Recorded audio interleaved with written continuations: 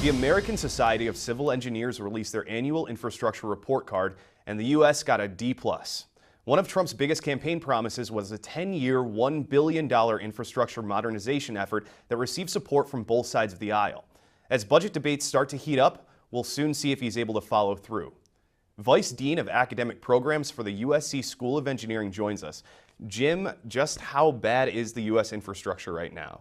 We have some problems, but we're in relatively good shape overall. I mean, keep in mind that the American Society of Civil Engineers are a fine organization. I have great respect for them, talented professionals, but one of the points they're trying to message is that it's important to train civil engineering professionals, and we need more civil engineering professionals, and an infrastructure crisis is one way to communicate that point. And if you look closely at the report card, that D+, I'm not quite sure where that average comes from. There are some infrastructure sectors that really do need improvement.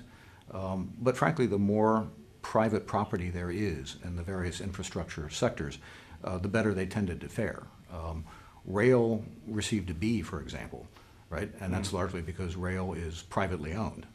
Can you give our viewers a little overview of how infrastructure changes go from legislature to policy to an actual bridge being built in their hometown?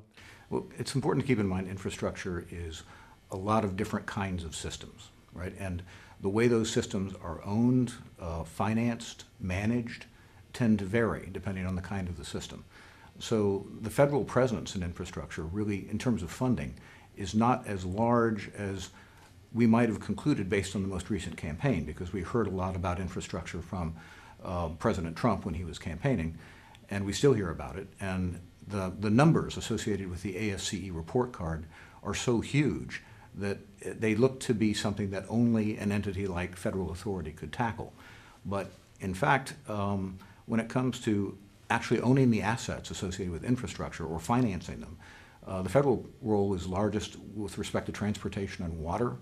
The Brookings Institute says that in those two sectors, federal financing accounts for about maybe more like 27% of the total expenditure. And it's less in the other sectors, whether it's telecom, energy, rail. There's a lot more in the way of private equity in those systems.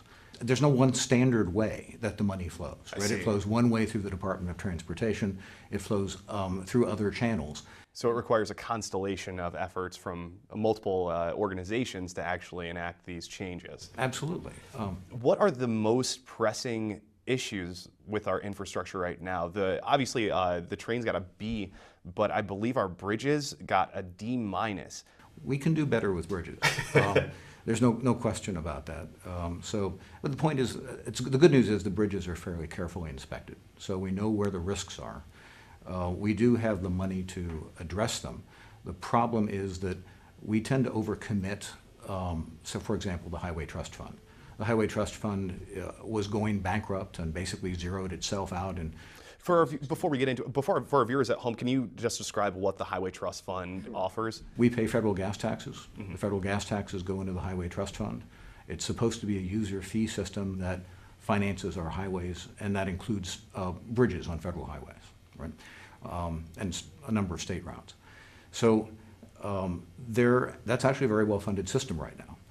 But we overcommit. We spend more than flows in, and we don't really prioritize the way we make those expenditures. And as a result, we run out of money. But if we would prioritize correctly, we could certainly afford to raise our bridge score considerably.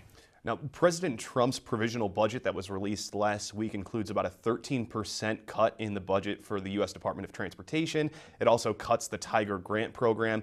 Can you give us a little idea of what that might mean in terms of infrastructure for the states? Well, the Tiger Grant program was a creature of the recession, right? So it was intended to be a pump priming step to try to find useful and meaningful ways to pump money into the economy and to provide jobs. It's working. We are recovering, and I think we can stop priming the pump in that dimension without really diminishing the quality of the transportation systems and services that the federal government contributes to. Frankly, a lot of that money was not all that well spent, right? It was money that had to be spent quickly. It was money that was bound up in a number of political agendas rather than really tightly managed agendas that were contributing to the level of service. We don't lose much by giving up the Tiger grants other than some unnecessary expenditures. Some of the other changes in the President's proposed budget, he zeroes out new rail starts nationwide, so unless there's already a rail system, an urban rail system in the pipeline, it's basically off the table for now. That's frankly a win for transit, because the more trains we build, the less transit we provide. What will the infrastructure build out mean for jobs?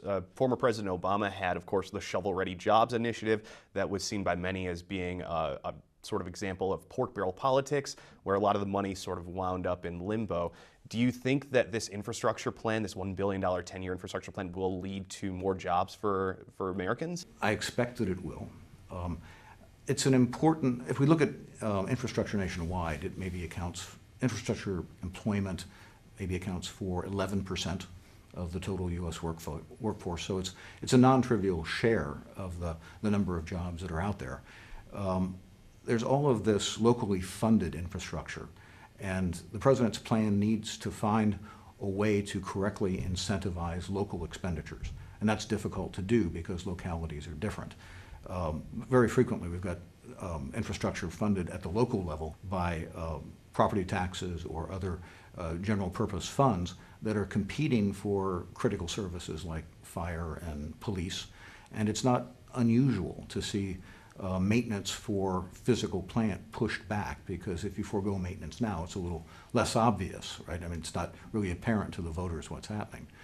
So for the President's plan to work, he has to find a way to improve the quality of decision-making at the local level. And frankly, I think, well, it's going to have to play out, but from an economic point of view, I think the tax credits that he's proposed as a way of focusing infrastructure planning or infrastructure funding make excellent sense. Jim, thank you so much for joining us. Hopefully we can have you on again to speak about this further. My pleasure. The debate over school choice has inflamed tensions on both sides of the aisle as parents, teachers, and activists grapple with our aging school system. Larry Sand, president of the California Teachers Empowerment Network, gives us an overview of what people on both sides of the debate are looking for and how they might be able to find some common ground next.